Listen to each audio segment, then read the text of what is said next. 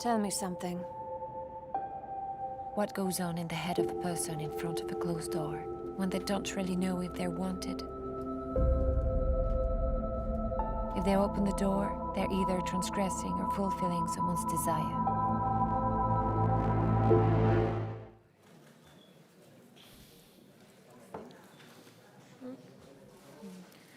Vale, muchas gracias.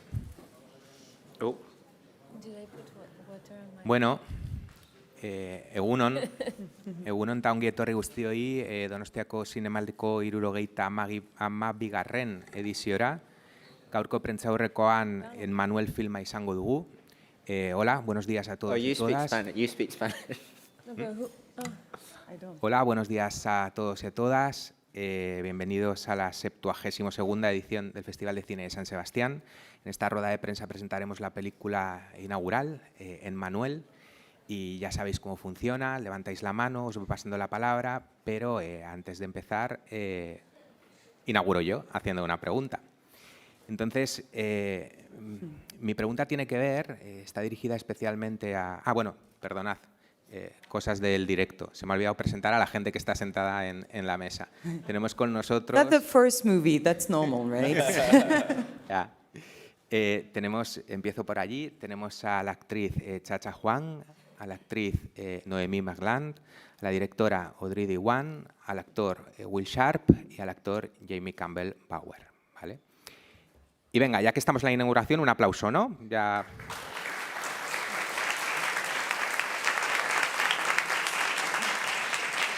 Vale, mi primera pregunta va dirigida a la directora de la película, AUDREY DIWAN, y tiene que ver bueno, con el material de origen también del que parte esta película, ¿no? En la película original de Emmanuelle, en la del 72, yo recuerdo que se decía que la ciencia erótica es algo en lo que quieres, en lo que piensas, que decides. También se hablaba de que el erotismo, más que un ejercicio físico, era un movimiento del alma, y evidentemente esta propuesta de película, de adaptación, es muy distinta a aquella. En aquella película... la mirada de la película casi nunca se centraba en el personaje de Emmanuelle, sino que ya era la mirada. Hay muchísimas diferencias de adaptación y de dirección, y me preguntaba un poco cómo vio, cuál fue para ella el mayor reto a la hora de adaptar esta película.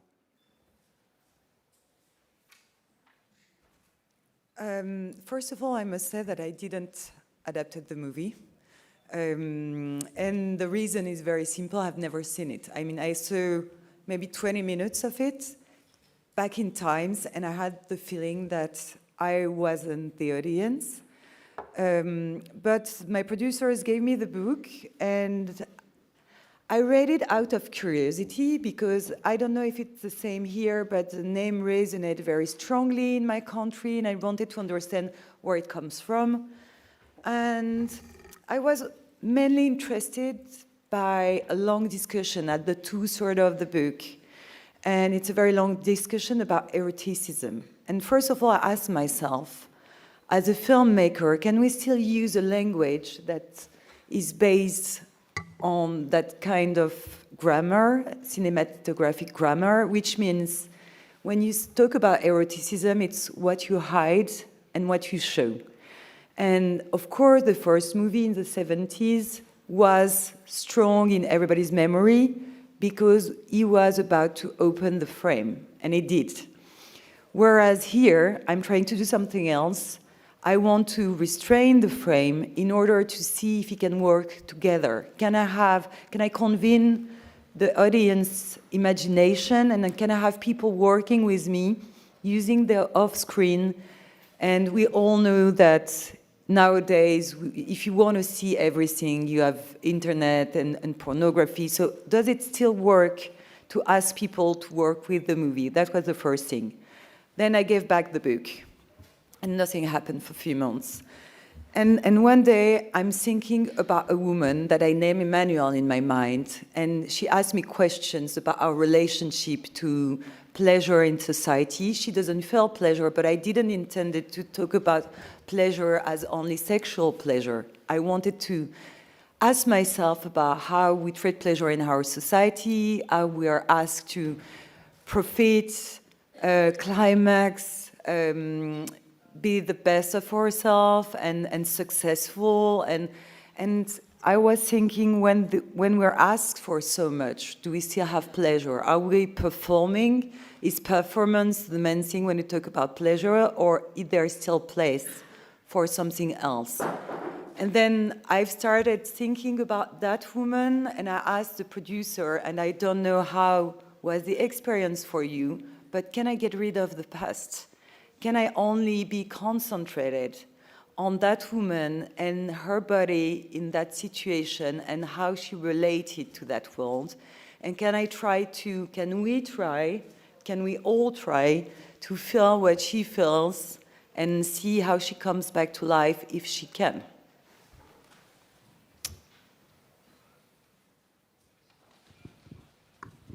Hola, buenos días. Quería preguntar a Audrey si puede profundizar un poco en lo que está explicando, ¿no? ¿Por qué consideró necesario revisar esta historia en el marco actual, ¿no? De 2024? Ese tiempo tan de mujeres, ¿no? Que estamos viviendo ahora. Y también quería preguntarle a Noémie Merlant, por favor, cómo abordó este trabajo tan físico y si la sombra de Sylvia Kristel la acompañó o decidió apartarla para concentrarse en la película. I think it was exciting as an idea to talk about this strange thing which is female pleasure, the complex system that we have inside and how it works and how fantasy comes from, I mean, not the body, because when you're more than 20s, I mean, I'm not interested in transgression because it has been told before, but something more close to my age, even if she isn't my age. But I started from there thinking there is another time of the life when you realize body has limits, obviously. And if you want to get back to yourself, you have to make some room, some space for the other. You have to fantasize, you have to give time to the other, and step by step create a story in your mind and with the other. And my project, and soon I'll know if it works or not, we were asked as women to get into men's experience most of our lives. And actually, it works. We were asked to project ourselves in male experience, sexually, of course, as well. And I believe that we can work beyond gender and that it also works on the opposite side, that everybody can try to be in that woman's body and maybe feel what she feels. And I think I want to invite everybody in that experience. I would not like the movie to be, oh, we were talking about female pleasure, so it's a movie for female and nobody else involved in that movie. I would think it's sad. And by the way, what makes me quite optimistic is that I had the experience of my previous movie. And with Happening, I realized that many men were coming to me after the screening and they have pain in their stomach, in their body. So we can actually share pain. And if we can share pain, I believe we can share pleasure. But that's her. She made it happen. Tu peux parler de comment tu as approché le rôle? Thank you for your question. I never heard about Emmanuelle before this. Maybe because it's not my generation, but I never... She's saying she's young. I never heard about it, so I haven't read the book or saw the movie. But when Audrey proposed me the role, I was telling to people around me, and people were saying, "Oh no, it's too dangerous. Look what happened to Sylvia Kristel." It was so. Then I heard about the Emmanuelle and what happened, and I was okay. So if people are so scared, it means that there is something to talk about, because it's not normal to not be able to share an experience and talk about eroticism and sex with the gaze of a woman director. We need to talk about it. And for me, I was very curious and happy because Audrey and The Happening, I love her gaze and her work, and I was very curious and excited to read the script, and I had a very strong connection. For me, Emmanuelle, I saw me in her. At the beginning of the movie, you have a woman that, Emmanuelle, that doesn't belongs to her. Her body, like she is responding to the diktats of her society, and she doesn't get pleasure. She always tries to make people happy and people satisfied. And she's like a robot. And then we have this trip with her, this story with her, when she's trying to really be Emmanuelle, to really have a connection with her, with Emmanuelle, and to get her pleasure and to let go everything. And for me, it makes a lot of sense. So I say yes. and we worked a lot together on how to let it go, by the way. Yes, that was very interesting, actually. Hi, question here from Brazil, Rodrigo Fonseca, Correio da Manhã. First of all, congratulations for a film that has such a high level of good dialogues. The writing is amazing. I would like to ask you two things, Mrs. DIWAN. The first of all, during the whole projection this morning, I kept some references in my mind, like Nagisa Oshima and Pier Paolo Pasolini, directors who reinvent the way of showing eroticism. And I would like to share my impressions with you to understand to what tradition did you approach to build up the eroticism in the film? And the second question, how could we apply the word love to your Emmanuelle? Very interesting, very tricky. Thank you very much. Talking about reference, I mean, of course, we're inspired by every movie we see, and you're talking about major filmmakers. What was important to me is to consider that, you know, there are many definitions of eroticism. What I was trying to do is not to picture eroticism only through sexual sequence, but to create an atmosphere, this special atmosphere that makes how people look to each other. We worked on that. Can be eroticism.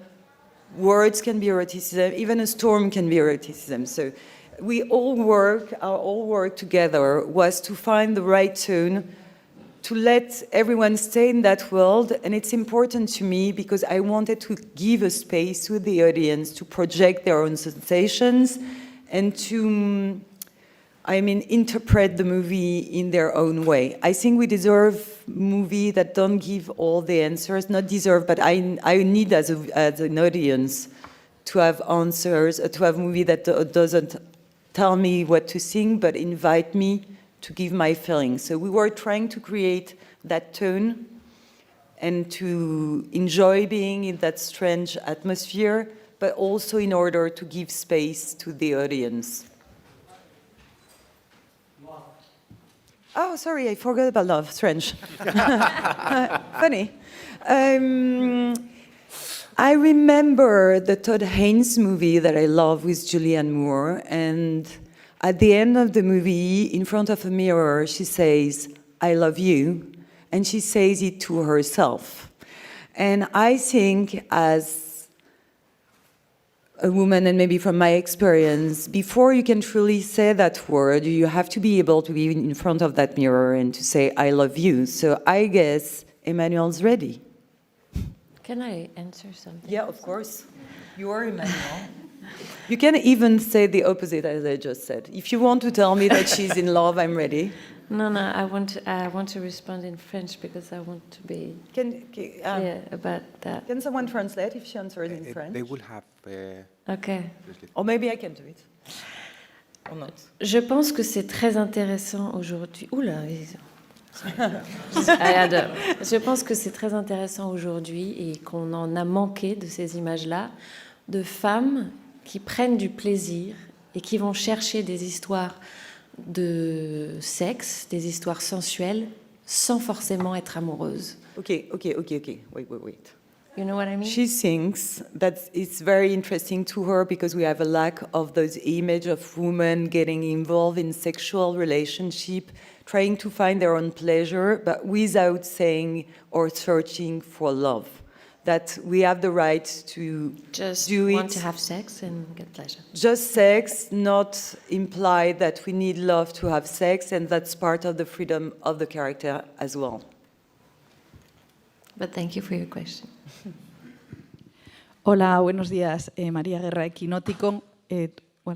Me gustaría... es una película extraña viniendo de Audrey DIWAN, porque tú vienes de hacer el acontecimiento, entonces me pregunto, o sea, a mí me parece que lo he sentido como una especie de provocación, porque no es solo la película, es hacer Emmanuelle otra vez. Emmanuelle, que yo era niña, ni siquiera la he visto, pero me pregunto, porque antes NOEMIE MERLANT decía, era arriesgado, ¿no? Todas las mujeres te miramos con un poco de inquietud. Me too, Sí, no, es interesante, pero precisamente me gustaría un poco que sinceramente nos dijeras cuáles fueron tus emociones cuando te hacen este encargo, que no es una película escrita, o sea, una idea original. ¿Cuál fue el motivo profundo por el que Audrey DIWAN acepta revivir un icono dudosamente feminista como Emmanuelle? Gracias.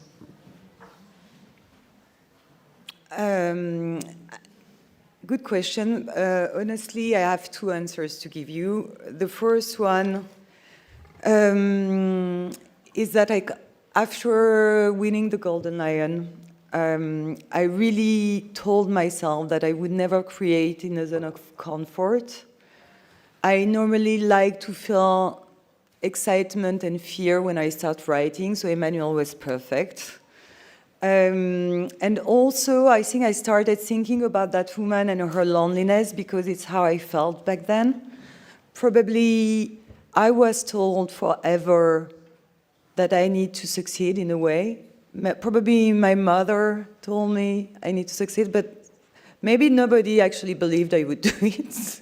Not that way. And then there is some kind of a strange moment when you feel disconnected from others, and the only thing you're seeking for is true relationship. So I always intend to use very intimate and sincere thing that I actually go through as an experience in order to write. And I also wanted, and I would love to give the mic to my actors, because I wanted also to create a world. And a hotel is a small, strange world, this hotel particularly. She doesn't come from that social class.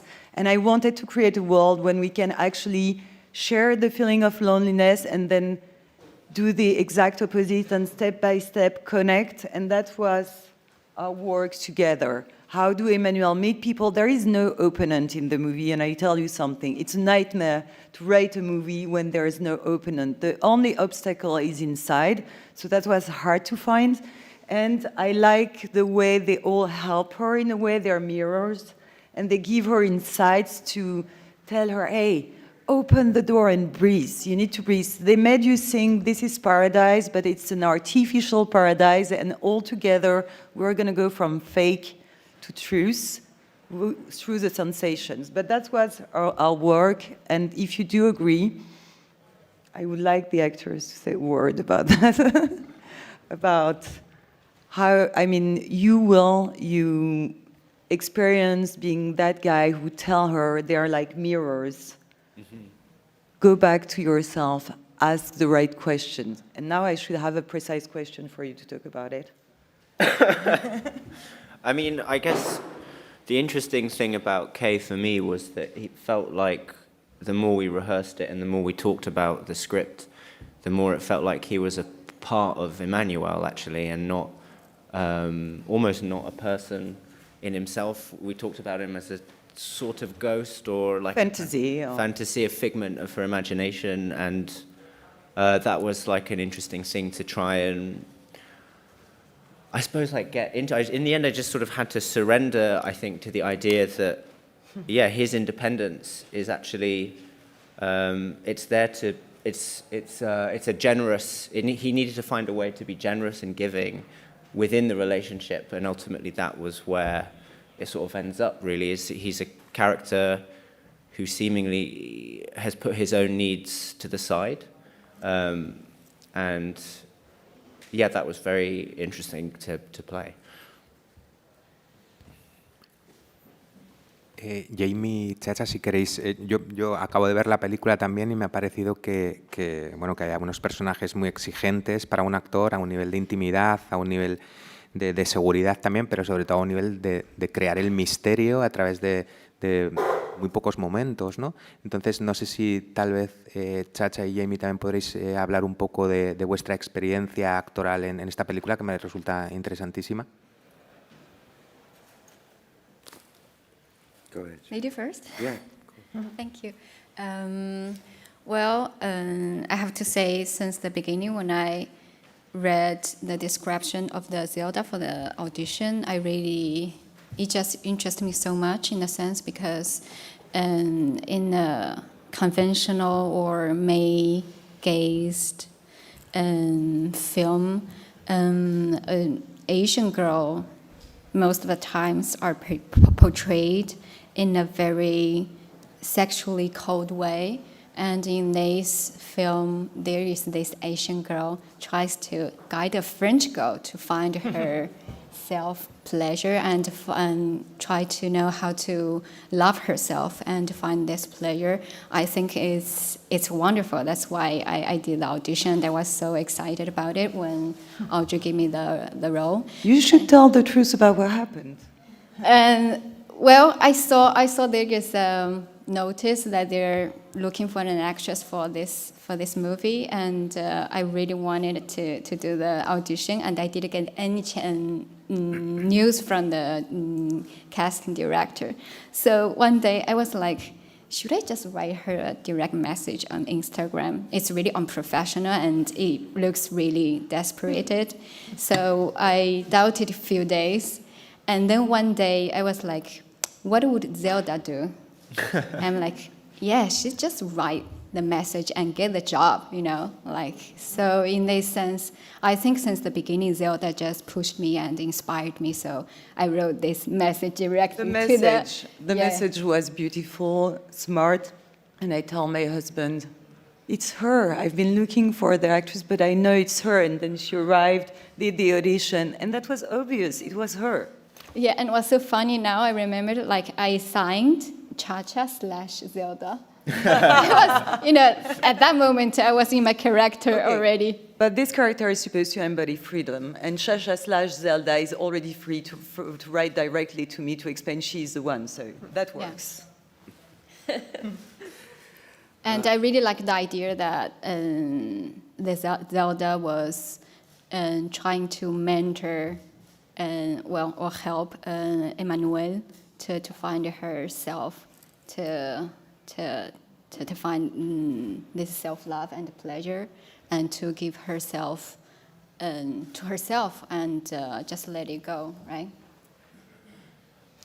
And with Jamie, we did a very different work. He helped me a lot, and we all did as well writing. We were talking about the characters, and you directed me and you helped me with the character. Just to change a couple of things here and there, just ways round of words, you know, just to kind of have Not it only, flowing. And we spoke a lot about the musicality of how he sounded and going through that. But the audition process, I remember I was actually out for a drive, and I got the sides through, and I pulled over on the side of the road, and I read this thing, and I cried. Which was really bizarre. It was a very, very strange day. And so I got home and I did the tape, and then the first time that you and I spoke, we barely spoke about the project. We actually ultimately spoke about fear, was all we spoke about. But what a delicious feeling. That's a sentence I remember for the whole movie. Exactly. You said, how are you? And I said, I'm fucking terrified. I'm so scared. And so we spoke about that. And I think, you know, with Sir John, it was interesting. I remember asking Audrey sort of halfway through the process for all of them, I was like, it feels like Emmanuelle's going through this kind of Dante's Inferno journey, and Kay's like this kind of, I don't know, Virgil kind of character leading her through this experience. Is that what you see? And you didn't say anything, you just went, huh? And I was like, oh, that doesn't answer my question at all. Like, and I suppose, you know, the thing is it's just about liberation of the soul. It's about freedom, and is Sir John free? I mean, I suppose he'd like to think of himself as being free. He's described as an ogre. He's definitely a man who wants as much as he can possibly get, but he's also shackled by his hatred for this one woman that he works with. So is he free? Probably not, But it was just a beautiful experience. I loved the whole process of just being there and being with you and being in your world. You know, it did feel very much like we were just immersed in this whole journey. It's beautiful.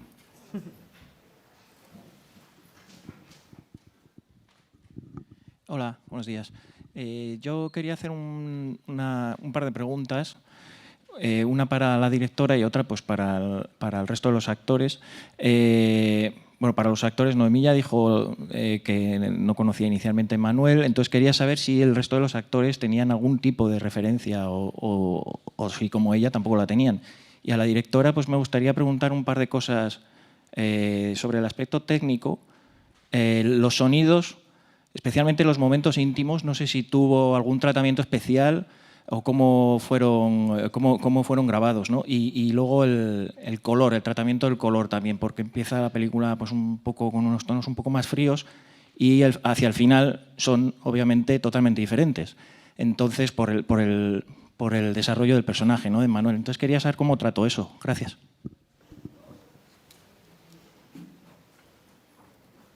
Do you want to start? Ah, mais alors, je n'ai pas compris. Alors. Ok. Le début, c'était pour demander aux autres acteurs si eux aussi n'avaient pas... Vous avez des vu. références, oui. Donc, moi, Ah oui, non, je suis bête. Ah oui. Can you answer us about the I reference? haven't seen the original Emmanuelle film, but I was aware of it. I'd heard about it and was aware of its kind of notoriety. So when the project came in, I was excited because I was a big fan of Audrey's The Happening, but I was also very curious to see how the maker of that film and the reputation of Emmanuelle, sort of what does that mean when you put them together? And I don't really know what I was expecting when I started to read the script, but similar to Jamie, I remember just sort of finding myself kind of surrendering to the world of the film. And I think I felt like it was like a sort of odyssey, like a kind of feminist odyssey. And we're so immersed in Emmanuelle's point of view and her perspective.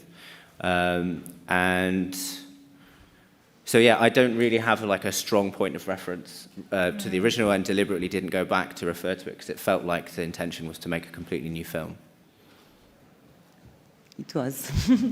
And talking about, you know, when you want to give the audience a movie that works through sensation, then you have to use every tool you have. The whole process of the movie was to go from something fake to something that feels true. So we worked on the sound a lot, and I love to do it because when you are in those hotels, even if that hotel doesn't really exist, it's a bit more than reality, but you don't hear anything from the outside, and you don't even hear your own step on the floor because you have this big rug everywhere. And everything is perfect, but in a way where you don't feel anything because it's the same music every day, the same perfume, the set. I mean, if you do this one night, the next morning it's there again. So it's eternal presence, and you don't have the feeling of time anymore. So the sensation goes in a way where you can't feel. If you feel the same thing, if you do the same thing every day, you're not going to feel anything anymore.